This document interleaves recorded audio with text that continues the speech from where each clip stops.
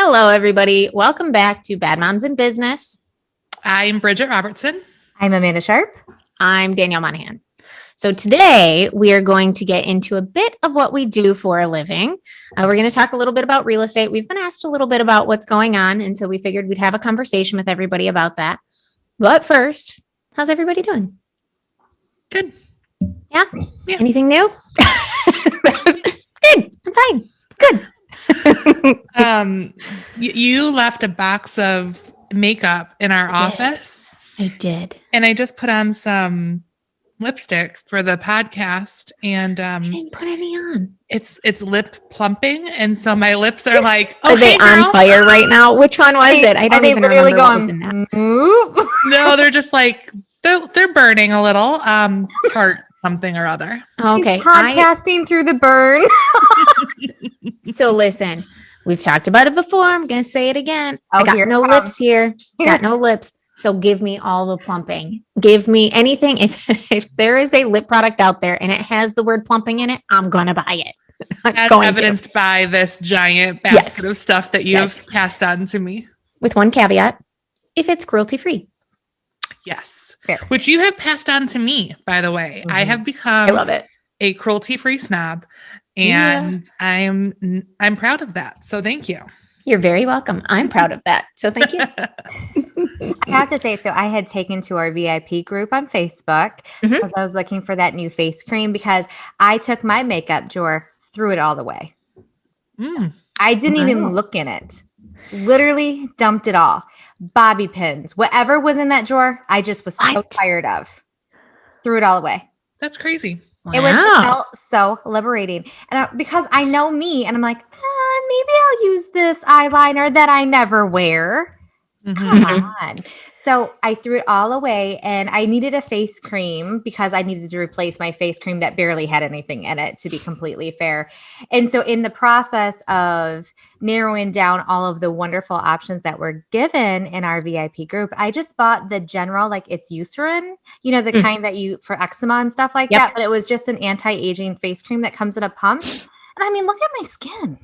It looks great. Flawless. Well, Michelle, I don't know as far as Michelle, hi, Michelle, are you looking at Amanda's skin? Michelle? There. No, but I'm very this thing on? Because my biggest concern is I put in that post was I didn't want it to break me out. My skin is funny. That's so hard. I don't care if I don't have wrinkles, if it's full of acne. Yeah. Dude, so why?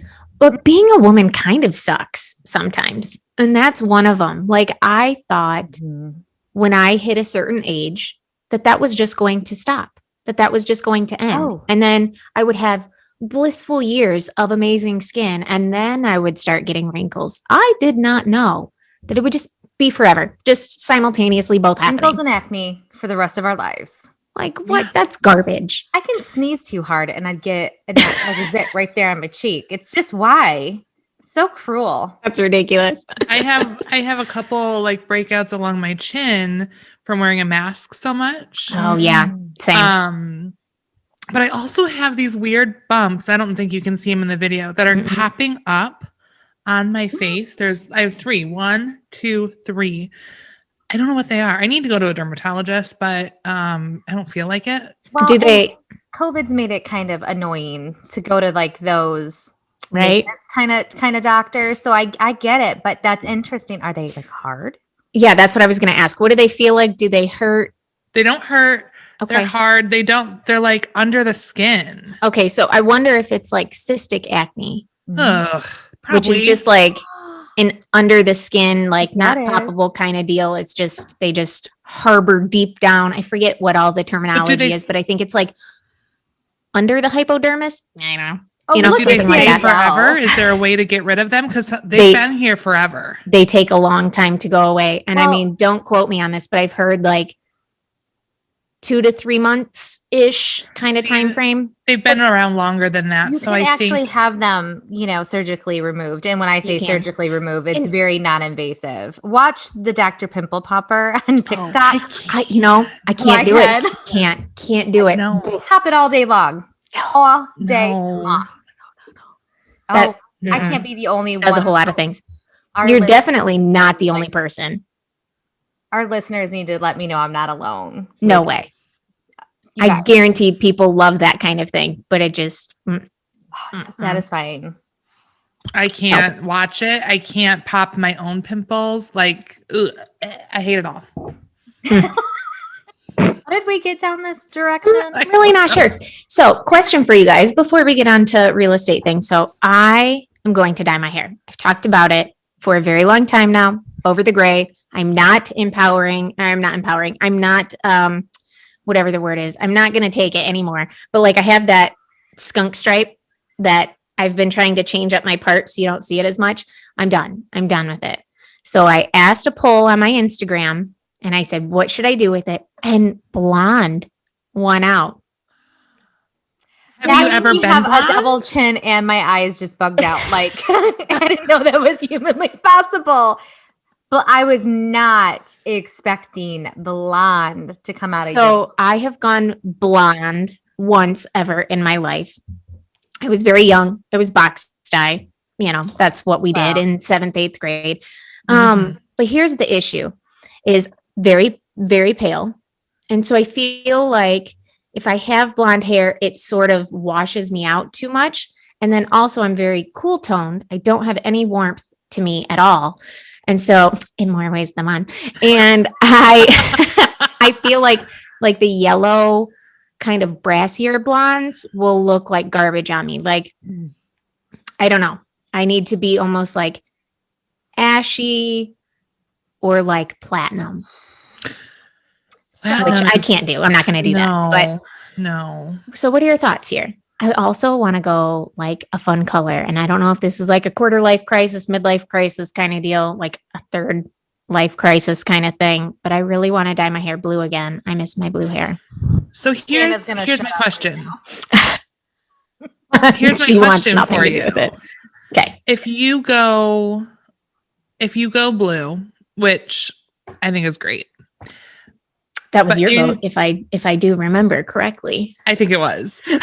My only thought is in your profession, in our profession, if you're meeting with someone that you've never met before and you walk in with blue hair, are they going to hire you? This is a very real conversation. This is a good segue into our real estate once we get there. But it drew that topic, and I stand firmly. I can't take a professional seriously with blue hair. I'm so sorry I have those thoughts. You can be a fun person and do something no, I can't do it. Oh my gosh. I'm just gonna rock myself. So here's my thoughts on this. If I were to do blue, I've done a couple of varying shades of blue before. I would do a very dark blue to where it's almost like either a dark brown black kind of thing. And then maybe it's like a sunlight kind of thing. I also don't know if I would do it all over. I would maybe either do just like a couple of pieces or maybe like a peekaboo highlight kind of thing with it. I'm not 100% sure. I've had this conversation with my husband. For those of you that don't know, I work with him. We are business partners. He don't care. I don't care. Good. I do think that it will turn off some people. But to be honest, I'm kind of okay with that. Because in our business, and I think in a lot of businesses, you are looking for the people who are looking for you. And if my hair color is going to make somebody not take me seriously as a professional, even though I know my stuff, I'm okay with that. I'm okay with that. I have the same thoughts about my tattoos. Yes. Great segue into that. Yes. We're not going to ask Amanda what she thinks about that. she's just, this is why there's 3 of us here. We just all have varying levels. We're going to rock and drink coffee. And I'm like, yes, tell me more. Right. So I can remember meeting with someone for the first time and I had on a shirt that almost covered it. Like if you're watching us on video, you can see it. It was like just barely there. And I could feel her staring at my arm like, what's under that t-shirt? So the next time I met them, I showed up in a dress that really was like much shorter because I was just like, I need her to know, like, she's not going to ask me. So I'm just going to lay it all out there. And like, it was fine. She never said a word about it. And they still hired me. But now I don't try and hide them at all, because if we're going to be several, if you're a buyer and you're several houses in with me and then you see my tattoo and then you're turned off by me, like, you may as well just know what you're getting up front. Amanda, your face is killing me. She's just chomping at the bit. She's ready to go. All right, tell us. I always say like tattoos should be sleeve up, and yours are. Mm-hmm. Well, no, I have some on my except wrists. for, but you know what I'm saying. Like, that's kind of like always my rule with life in general. Anyone who asks me my professional opinion, I said, you know what, have fun, sleeve up, because then it can get covered. Because I don't care what anyone says, it will affect your business. Whether you say I'm okay with that, that's totally different, but it will affect your business.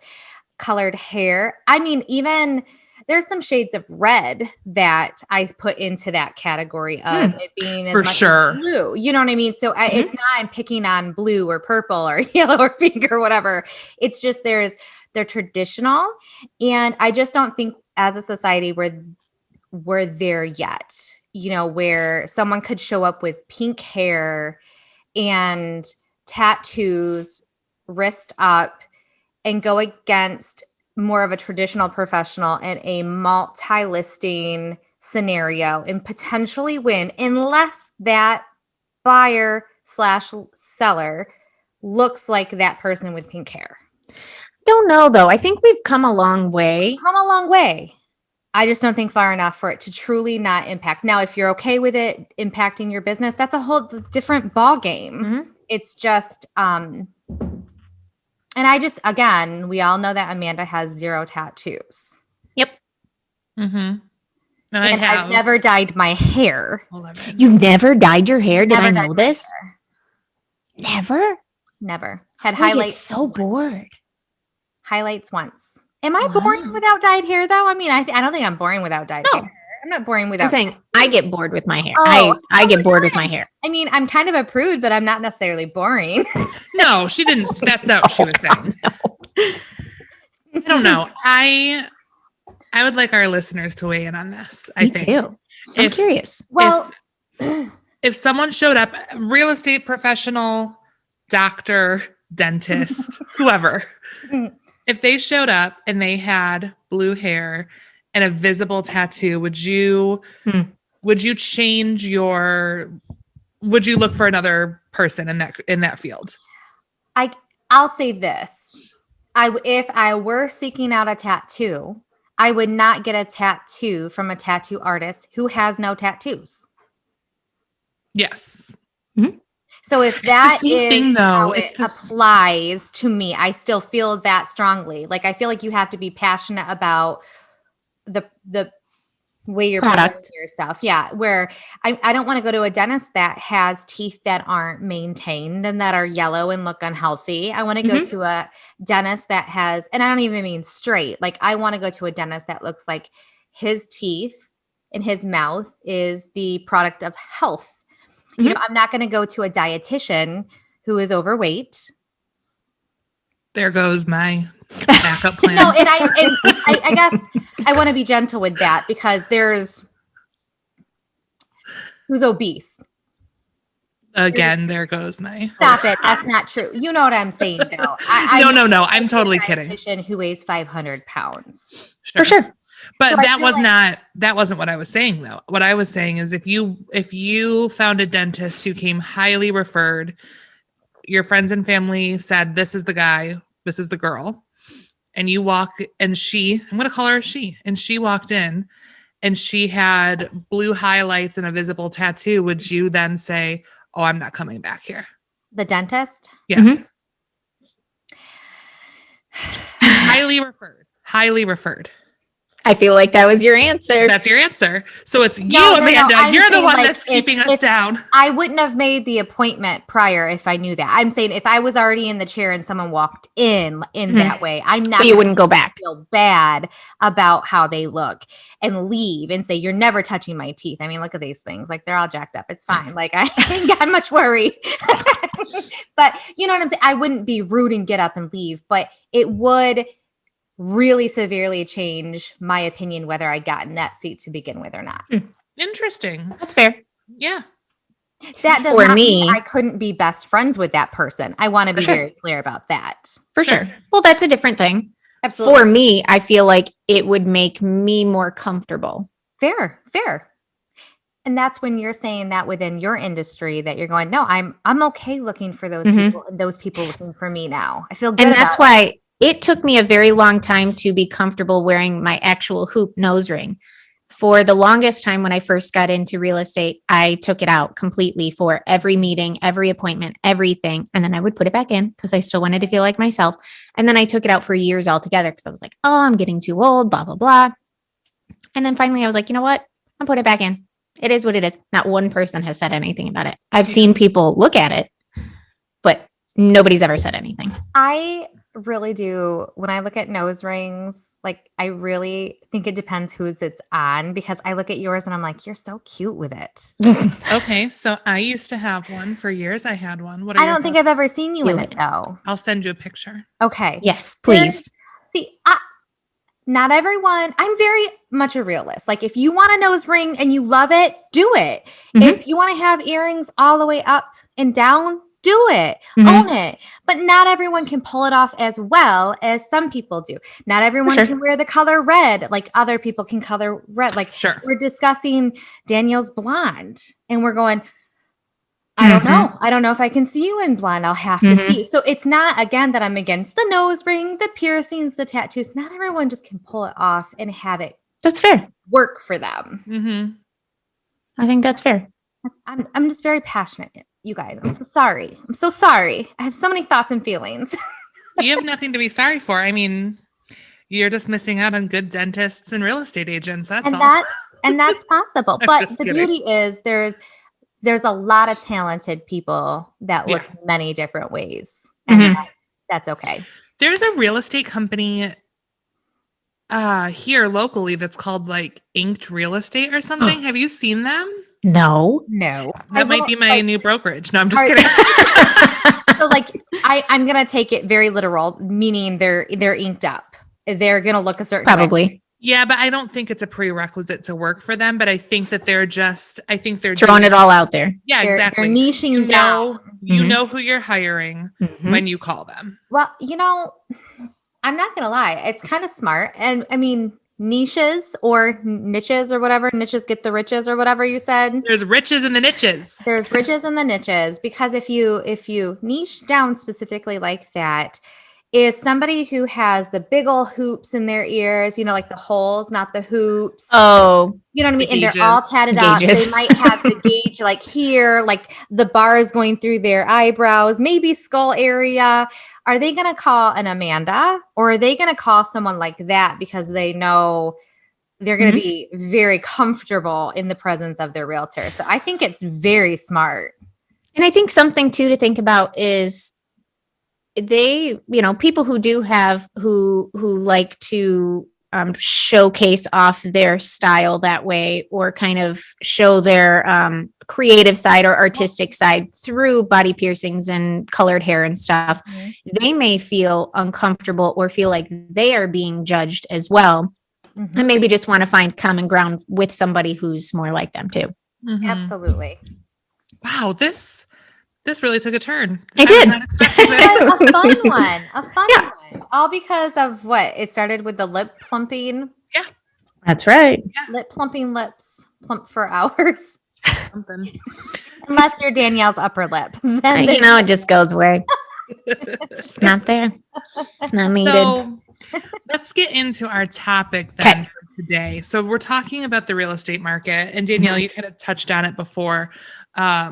We've had people ask about the market, and isn't it a great time to sell, and isn't it a great time to be alive? And The answer is it's complicated. So There's actually tequila in my coffee cup right now.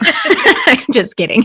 So Amanda, I think you had meant, I think we need to just like throw a disclaimer out there that we are in no way looking for business. No.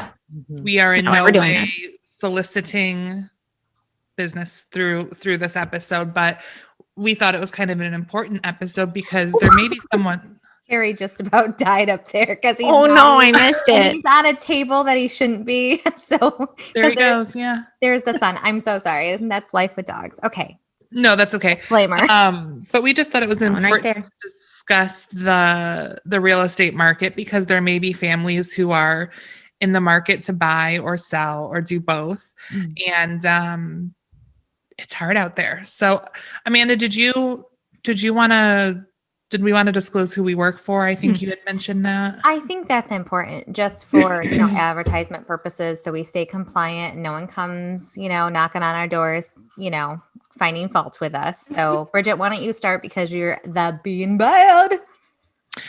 I'm Bridgette Robertson and I'm a realtor with Key Realty and my office is in Trenton, Michigan. I don't think that was necessary, but it is. No, to be compliant, we will add the addresses to our description. That's right. There we go. I'm Amanda Sharp, and I work with Serenity Realty in Ida, Michigan. I'm Danielle Monaghan. I work for Key Realty, and I am also in the Trenton, Michigan office. It's ours. See, that was the housekeeping. We all feel good now. We feel compliant, and we feel good. Okay. All right. So let's pretend I am someone who has a family, I have 2 kids.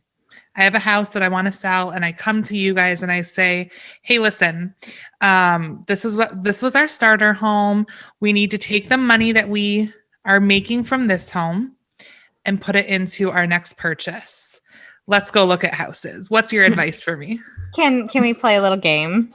Yeah. Oh, let's do it. Can like Danielle be the listing agent and I be a buyer agent or vice versa? And we can go through the scenarios that's happening these days. 100%. Yeah. That would be kind of fun. I will definitely be the listing agent. I bet you will be. Of course you would be. And I think just because it'll give us some therapy through the entertainment because this has been a hard year and it's only the beginning of April.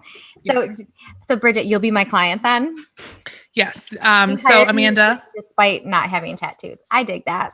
I mean, will you even accept my business? Because I have tattoos. Can I give us one quick pause? I'm going to time us out for 1 second and I'm going to take us a way back. Okay.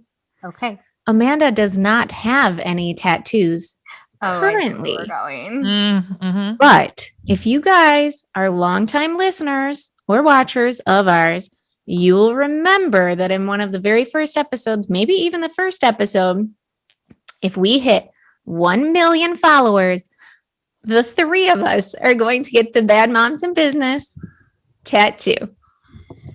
Our logo. So the stipulation was 1 million because Amanda's like, I don't want to get a tattoo.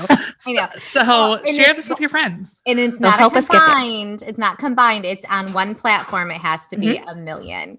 And I didn't say that because I didn't think we could get to it. I said it because I think we can get to it. It just would take time. And I need time to warm up.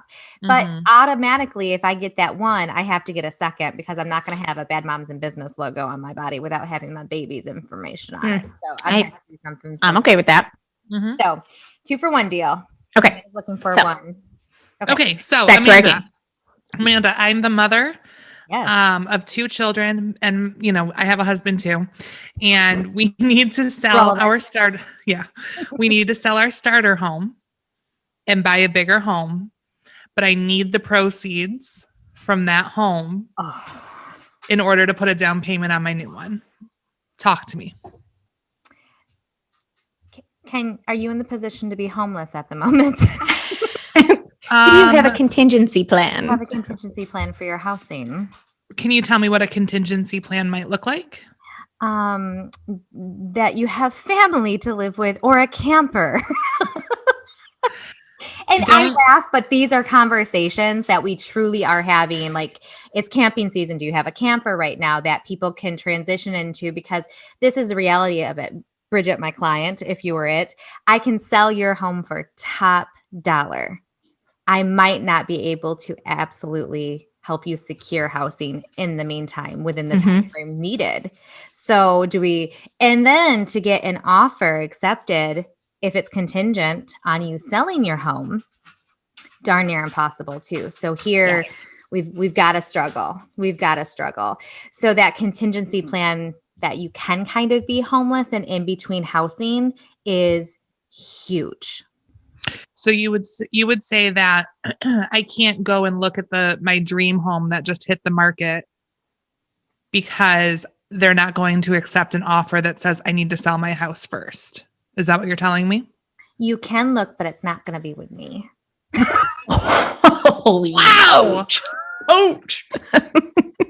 Amanda went there. I did. No, and as everyone knows, Bridgette's my cousin. So if she was really my client, if she wasn't a realtor on her own, I seriously would be able to say those things to her.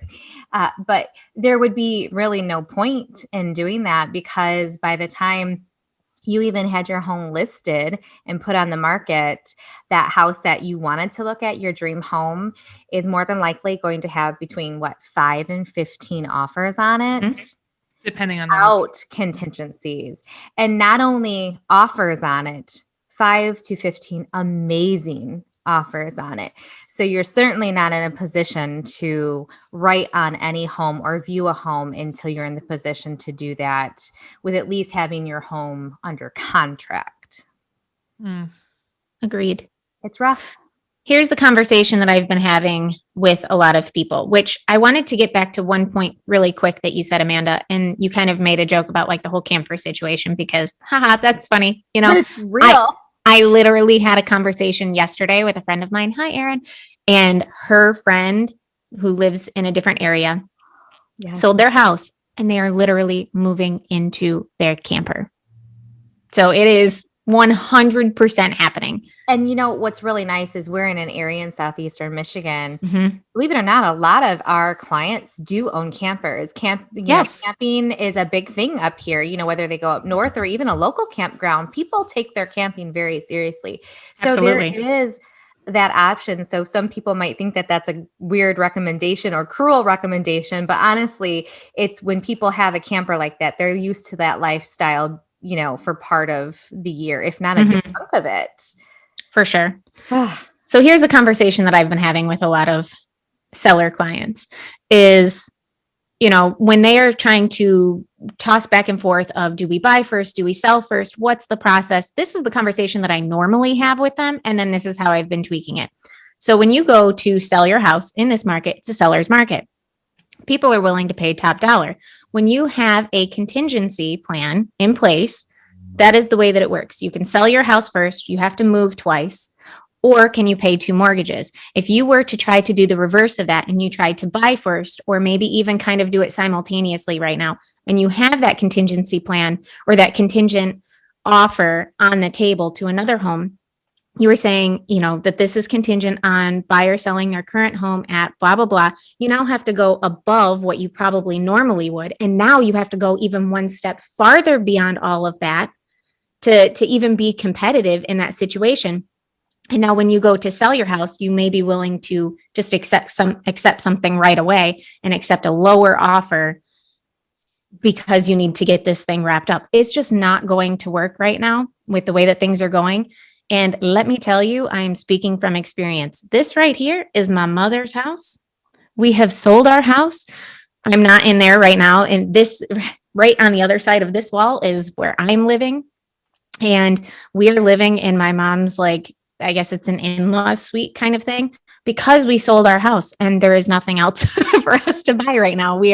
Anyways, long story. We're looking into building, or we're trying to wait for something else to pop up, but you guys need to have some sort of contingency plan in place if you are serious about selling. We were very serious about selling. We could get top dollar for our house, and we went for it because we knew that this plan was in place.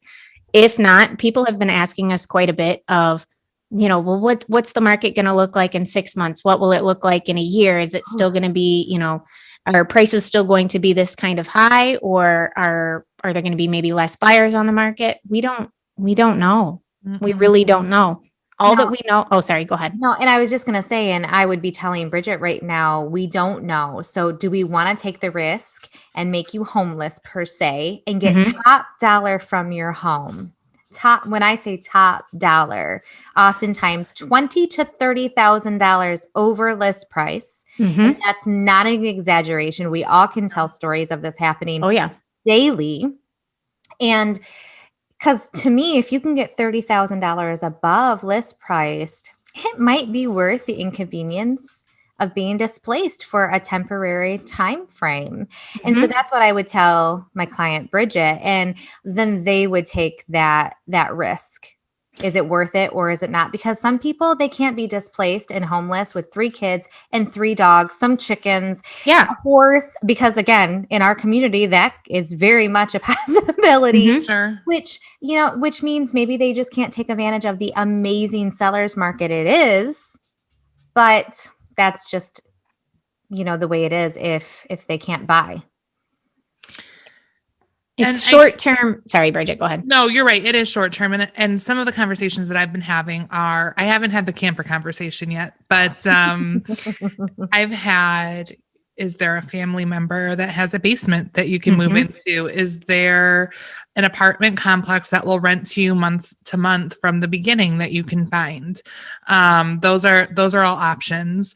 It's just a matter of the seller making that decision for themselves. We can't, unfortunately, we can't tell you what's going to be best for you and your family, but we can present your options. And like Amanda said, if you're making $30,000 more on your house than you ever dreamed that you would be making, you might be able to afford to go rent something for 6 months and see if the market dies down a little bit. Because on the flip side, you might be selling your house for $30,000 more, but you're also going to be buying a house for $30,000 more than you had anticipated. It's true.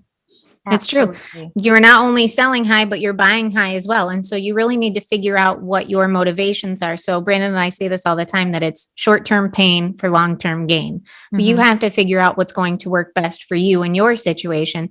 And would everybody like to make an additional $30,000? Absolutely. But if it's not going to work, if you are in a situation that either you don't have that kind of contingency, or maybe you can't find a short-term rental or even a rental at all, because even those are becoming a bit scarce right now. Yeah. You just have to figure out what it is that's going to work best for you. And, we have a couple of clients right now that are in the same boat that we are, that they wanted to take advantage of it. So now they're living in with family, or they're doing short-term leases right now. But it is possible to find something. You just have to be very, very patient. You have to be patient. You will be tested above all else on this. You will write offers. You will lose them. I almost guarantee it. Absolutely. And just to kind of give everyone a scenario of what writing an offer might look like. So Bridgette, we looked at a house for $200,000. Day one on market. I got you in because that's how good we are. We get our clients. Right. We sure do. Yep. So Bridgette, do you want to write an offer on it? I do, but I was thinking like maybe 190 because I feel like it's just not worth 200. Again, she's my cousin, so I can go a little rough and tough on her. I'm not Let her have it. Offer. I'm not writing that offer. No, at this point, I personally behind the scenes would be calling Danielle, the listing agent, asking if there's any offers in hand. Danielle, are there any offers in hand currently at the moment? Yes, we have 7 offers on hand. It's been on the market for 24 hours, and we were told that we have about 3 to 4 more coming by the end of the day today. We're calling for highest and best by tomorrow at noon. So I would be going back to Bridgette and relaying all of that wonderful information. So once she had originally decided to say 190, I made that phone call, got some more information. Now I'm telling her there's a gazillion offers because it feels like it. So how much would you like to write the offer for now?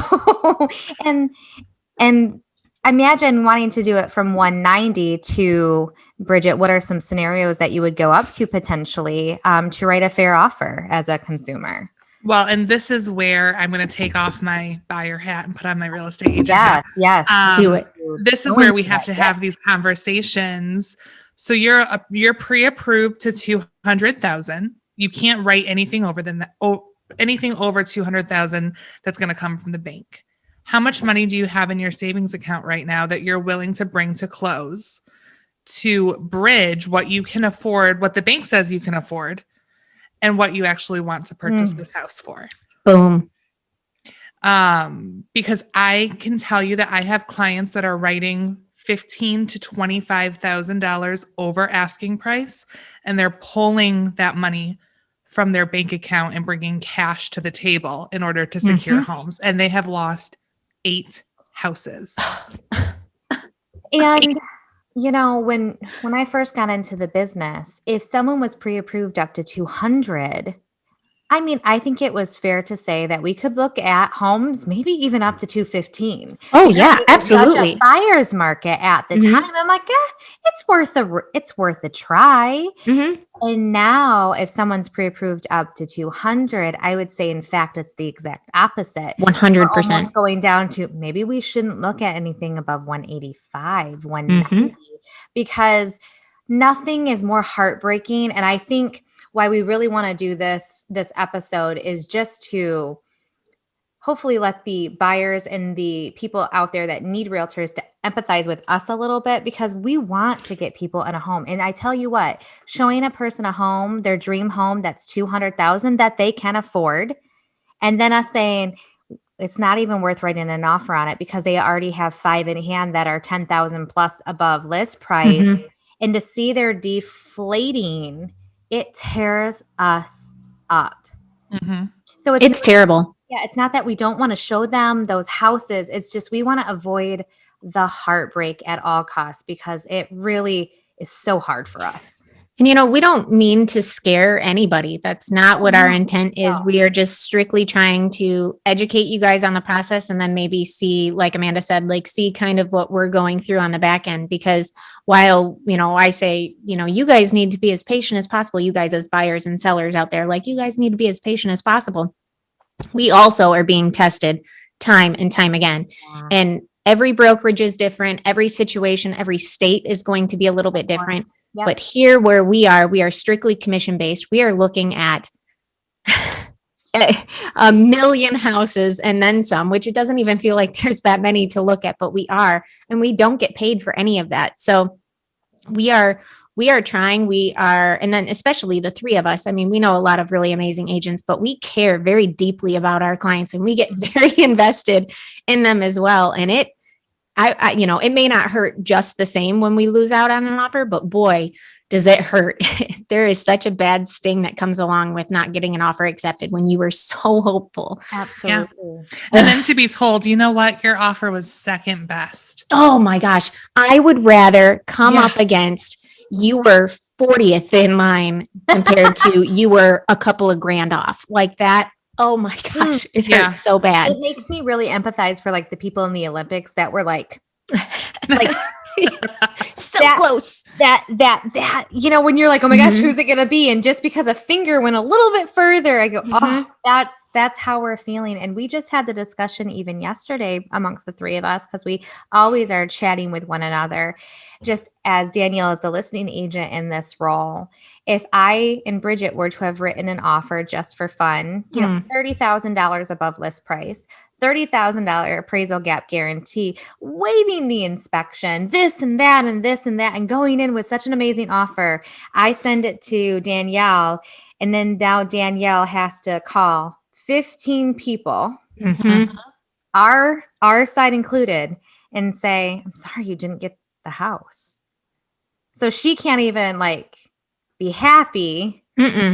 It's very like a double-edged sword kind of thing. It's like a catch-22 because you're so happy for your clients that, you know, your seller clients, we accepted this amazing offer, but having those phone calls and those conversations with your friends. I was just asked this question the other day, if by a client of ours, if we hang out with other real estate agents or if it's like too competitive. And I was like, you know, obviously everybody's going to be different, but we have such an amazing group that we surround ourselves with, and we love each one of you so much. And it sucks sometimes to make those calls.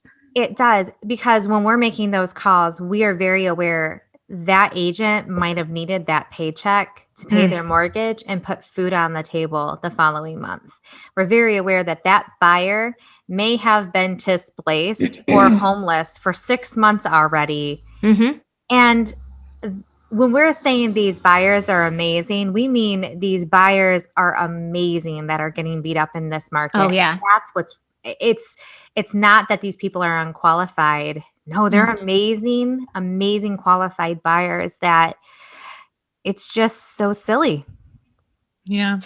And I feel like too, at least for me personally, I've never talked more to other agents than I have been within the last year or so. Yeah. I mean, every single offer, we're having multiple conversations with listing agents. As listing agents, we're having, sometimes it feels like hundreds of phone calls from buyers agents every day, because everybody's just trying to figure out the best path for everybody. So as a buyer's agent, you're making calls to listing agents, trying to figure out, how many offers you have on the table before you even go to see it, if they're going to accept certain terms, if they're going to accept contingencies, all things like that.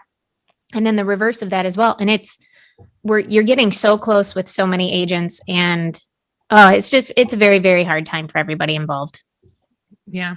It is. Someone said recently, like, "Oh man, what an awesome time to be a real estate agent.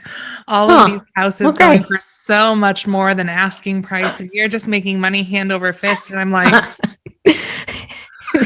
what? Well, and this is the reality. And I don't know that there's any way to confirm it. I guess we would have to compare the figures. But basically, for realtors, it is just as hard for realtors to make a living right now as it was for them to make a living during the recession. It's just extremely flipped. Very interesting. So before, there was a ton of listings and not enough buyers. And now there's a ton of buyers and not enough listings.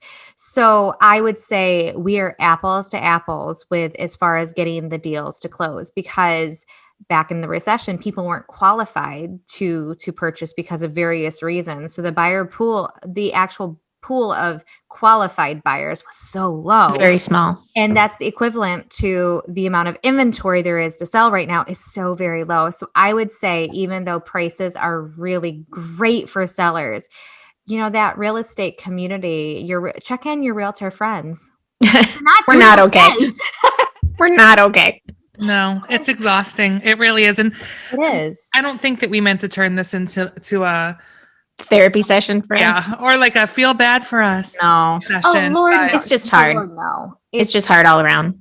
It is. Yeah. It is. So the whole point of this was to kind of give you guys a behind the scenes look as to how it is out there right now. If you're someone that was considering buying or selling, especially if you're someone who's trying to do both at the same time, our hearts go out to you, and we wish you so much luck in the world, because. And I think more so than any, I think we're coming to you as woman to woman, mom to mom. We want you to be prepared for the journey you go down if this is something that you're having to do, because our sweet Danielle is in the middle of dealing with this. If you guys ever need to chat about it, vent to me. I will vent right back to you. And it is hard. And you're a success story. I mean, not yet. Yeah. Well, technically, that you have a place to be. This is true. This is true. You have a transition home where so many people don't. So yes, we are very grateful for that. We have you as that resource, because you keep us humble of what it's like to be a buyer. It's funny. So for anybody who doesn't know our story, Brandon and I, we sold our house that we lived a little bit further south in the state, and we sold that house in October. Late October. I literally think we closed on Halloween, something like that. And then we had a month to move out. So we moved into our new house 1 month after that, and then sold that one in January. And it's been such a hard transition. I have felt like we haven't fully calmed down, and we don't regret our decisions, because we sold both homes for top dollar. but moving is not easy. It is not easy when you have a kid. It is not easy when you have dogs. And it's just been a whole thing where like the space that we're living in is just like one big room. We are lucky enough to have like a kitchen and a bathroom and things like that. But it's not an easy process. And when we went into this, I thought we were going to vlog all the time and we were going to show our whole process. And at that time, we were pretty positive that we were going to be building. And so I thought we were going to be showcasing this whole thing. And now here we are months later. And I'm just like, oh my God, I need to find a house right now. Like, I don't want to wait to build. I can't wait a year. Is it safe to say months later with still maybe no end in sight? Yeah, we are going to go look at another house today, but I'm not super hopeful about it because I'm done getting my hopes up. And I feel like, and that's another point that I want to make too, is I feel like when a couple of years ago, when you would get a new buyer, especially first time home buyer, everybody was so excited to get this process started. Yes. And I feel like this market has kind of taken the fun out of it and it's become a very stressful thing. And we try to, as real estate agents, try to diffuse as much of that as possible. But there's only so much you can do. Yep. Yeah, you open a door. Here's the most perfect home that 30 other people also want. No, it's so hard. And also now, so at least as far as Michigan goes and COVID and all of that, we still are not allowed to have overlapping showings. And so you have somebody who's leaving the house directly before you and showing up right after and like rushing the whole situation. And that's if they show up on time. Sometimes you show up for your 5:30 appointment and some other jerk is unlocking the door at 5:29 because their appointment was at 5, but they're late. And then you got to be the jerk that knocks on the door and says, "Hi, I have a 5:30." We had a showing yesterday for other clients of ours. Showed up a few minutes before our time, just normal, just making sure everything's cool. There were people in the home, so we were just waiting for them to leave. Our appointment time came and went, and they were still not out of the home. So we gently went, knocked on the door, and said, "Hey, we had a 5:15." Danielle's gently. Bridgette's like, boom, boom, boom, get it. It was Brandon that did it. He's much softer about it. And so we were like, "Oh, we have a 5:15." So they were like, "Oh, okay." They stood outside the door and waited for our entire showing to be over. Just waited, just standing there talking about it. I'm like, I get it. You're interested. Go somewhere else, please. You're making us uncomfortable. Like, you couldn't even like walk around and like say what you wanted to say on the outside of the house. Like, that's when you debrief, right? Like, yeah, a few minutes here, a few minutes there. They literally stood there for 45 minutes. It was ridiculous. I was like, the intimidation. They were doing we get it. You want the house. My favorite is when I pull up and I already know the agent's cars. Oh, we know our community of realtors and there's a lot of us, but you get close with a lot for sure. Them. So you get out of your car and half the time I'm hugging the people like, "Hey, how you doing?" And it's nothing personal. You just never know that because that hug could be the difference between getting your offer accepted or not. And the next house you show. I love seeing other agents that we know at showings because it's like, oh, it's a friendly face. Good. Yes. I had no idea who this guy was yesterday. That's why I would have punched him in the face. You don't know. He was definitely trying the intimidation factor. Lots of feelings on this. I remember when we were showing, or I showed that one house, but you were coming out. You had just showed that house, and it was so fun to like see you in person because like pandemic. We hadn't seen each other in a very long time. Yeah, to see each other in person, it was so much fun. It was. I forgot about that. Oh, good times. I showed a house that had Brandon and Danielle's card in it the other day. I do. I love that too. We always look at the cards and be like, "Oh, who do we know? Oh, they're showing this house again." Don't want to brag, but we got that one under contract. We didn't write an offer. Yeah, we weren't competing. I have no idea which house you're talking about. And just these are funny things that we can just share with the population because this is the behind the scenes stuff that happens. And I know you guys will agree. You go into a house and you see 30. Our sign that we've been there typically is we leave a business card to be like, "Hey, I showed up for my appointment," or whatever the case may be. And you walk in and there's 50 on the counter. You're like, darn it, because that means that many people actually came and looked at that home. So these are all things that go through your realtor's head. At the same time, I'm like, oh, it's no big deal. Don't look at this. You don't need to look at this. Funny story. When we sold our very first house, back in 2015. We sold it, and it took a couple of months because it wasn't. I just Yep. want to back it up. I was a licensed realtor at that time. No, you weren't. No, you weren't. 2014 I was. You were not. Oh, were not. 14 is when I was licensed.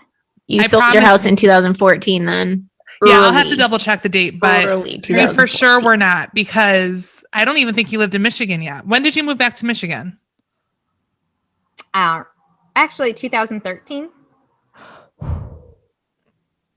I was 13 and I got licensed in March of 14. Who is uncomfortable? No, for sure. Then I always must in the have, middle. I must have my years wrong then, because you for sure were not licensed yet. And I'm For totally sure. giving you a hard time. But anyway, it took some time. I think we listed it. Yes. I know we sold it in March, so we must have we listed it when there was snow on the ground still. And I can prove that I think I was there because I picked up that rocking chair from you. yeah. that Oh yeah, that's house. right. So you had been to my house. I do not think that you were licensed yet.